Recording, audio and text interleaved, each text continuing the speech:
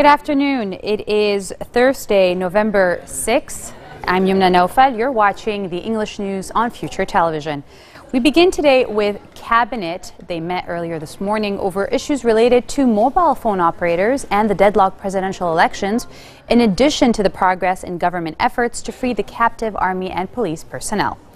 Education Minister Boussab said before the meeting that he will not sign the extension bill passed in Parliament yesterday, and that his party, the Free Patriotic Movement, will ask for returning the decree to Parliament, a move necessitating the agreement of 24 ministers.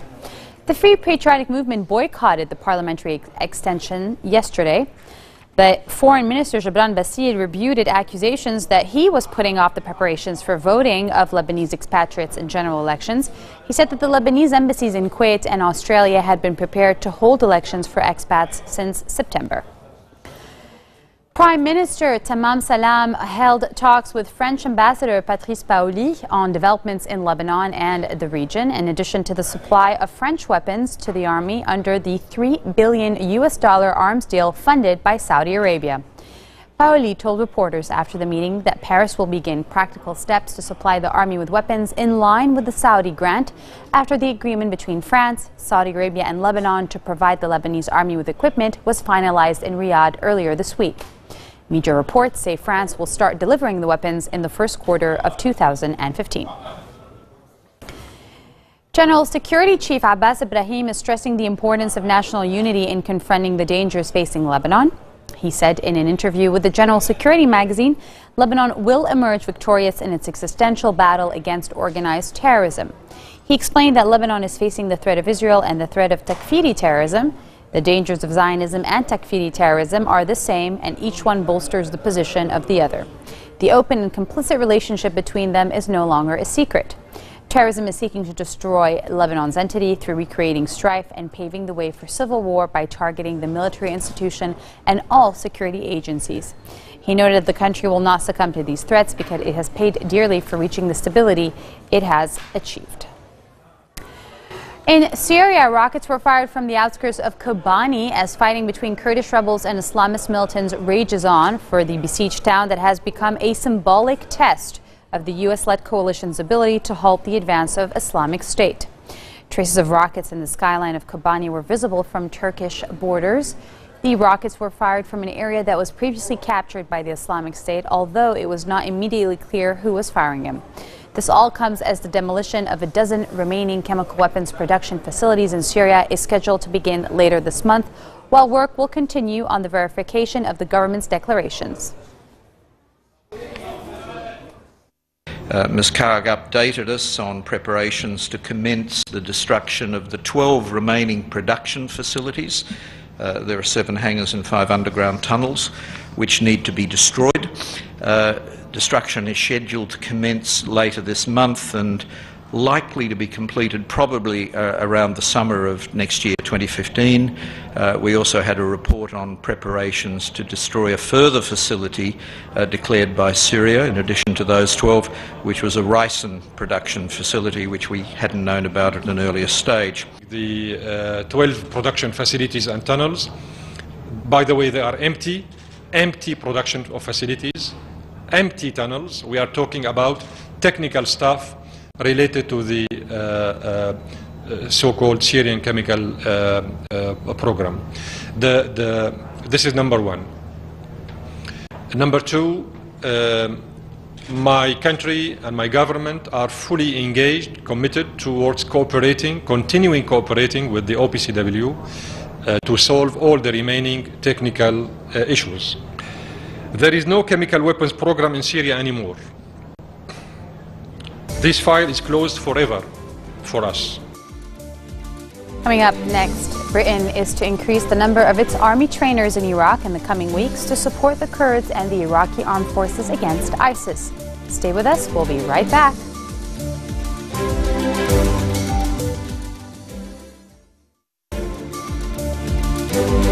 Welcome back. You're watching Future TV. This is the English news at 4:20.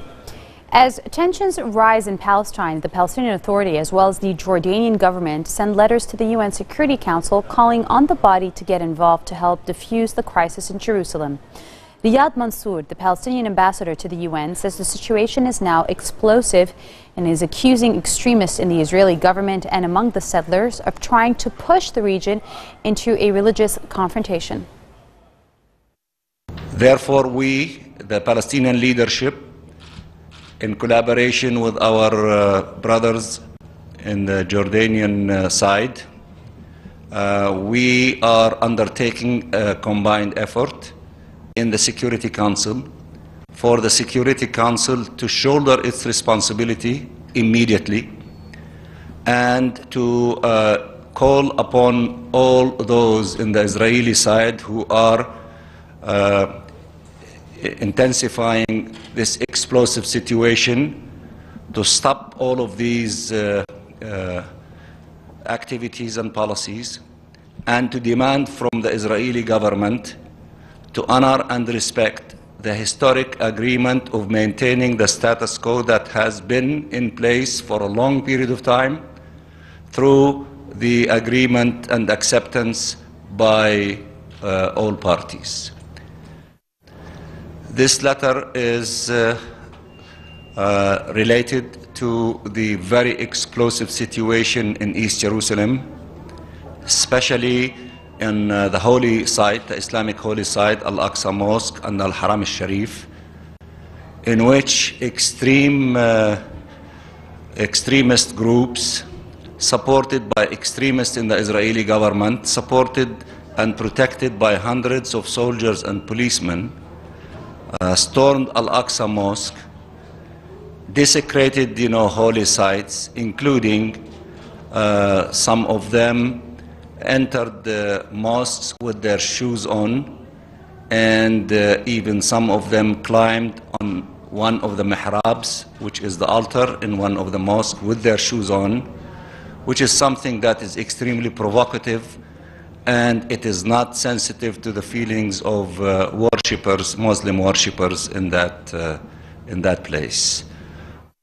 This explosive situation, in which extremists in the Israeli government and among the settlers and other extreme groups are trying to push the region into religious confrontation, and that attitude and behavior will take us to a place where we don't know the results of that intensification of this sensitive situation in occupied East Jerusalem.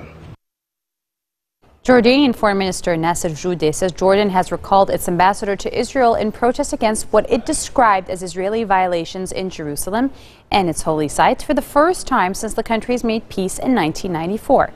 A spokesperson of the Israeli Foreign Ministry says Israel regrets the decision of Jordan and calls for a return to the negotiations table amid sky-high tensions in the region. We have recalled our ambassador in Tel Aviv for consultation. I took that decision this morning after the government decided that what we have seen in the Al-Aqsa Mosque compound, not just in the last 24 hours, but over the last period in general, is just way beyond the limits.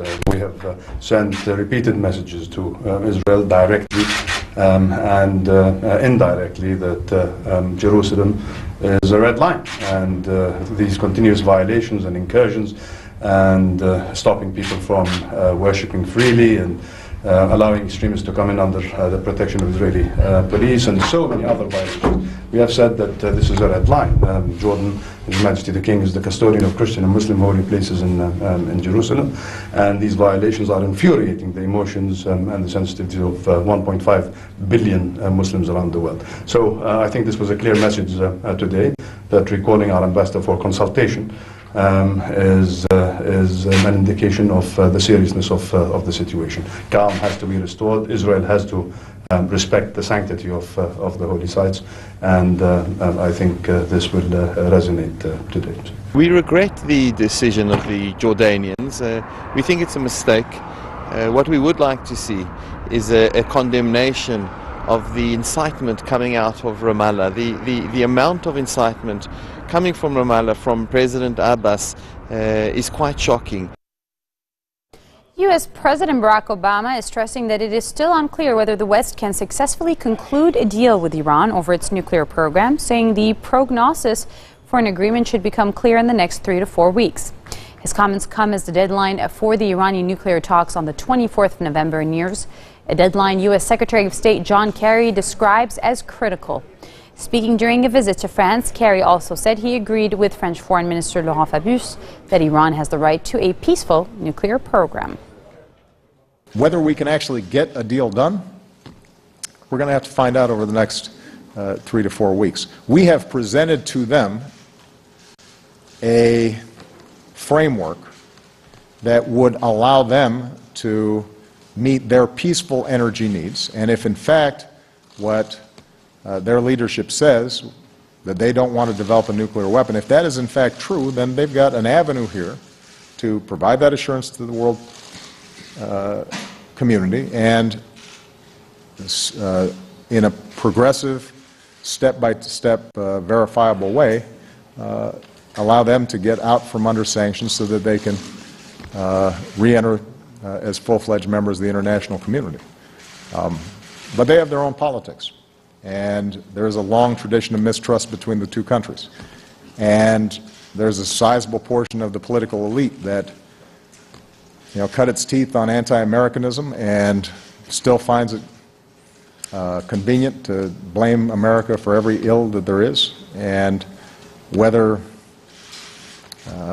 they can manage to say yes to what clearly would be better for Iran, better for the region, and better for the world is an open question. We'll find out over the next several weeks. On the issue of the Iran nuclear talks, we are gearing up and targeting November 24th. We're not talking about or thinking about going beyond that date. That's a critical date. And we believe it is imperative for a lot of different reasons to get this done. We did talk, as he said, about our approaches to and our concerns about the negotiations with respect to Iran's program. And I agree with Laurent. They have a right to a peaceful program, but not a track to a bomb. We believe it is pretty easy to prove to the world that a plan is peaceful. Britain is to increase the number of its army trainers in Iraq in the coming weeks to support the Kurds and the Iraqi armed forces against Islamic State militants. Britain's team of trainers have been helping Kurdish Peshmerga fighters maintain and use heavy machine guns against the radical militants. Residents in the Kurdish city of Idlib say they were pleased and thankful following the announcement, and that the Peshmerga is enjoying high morale. Yes, I've said today that we are going to offer some additional training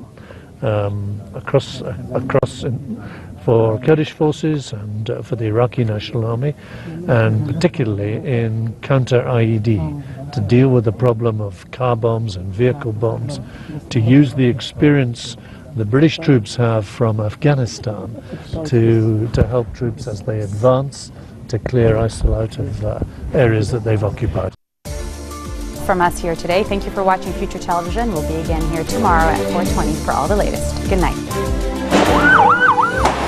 نحن إلى جانب الجيش اللبناني، نحن إلى جانب القوى الأمنية الرسمية.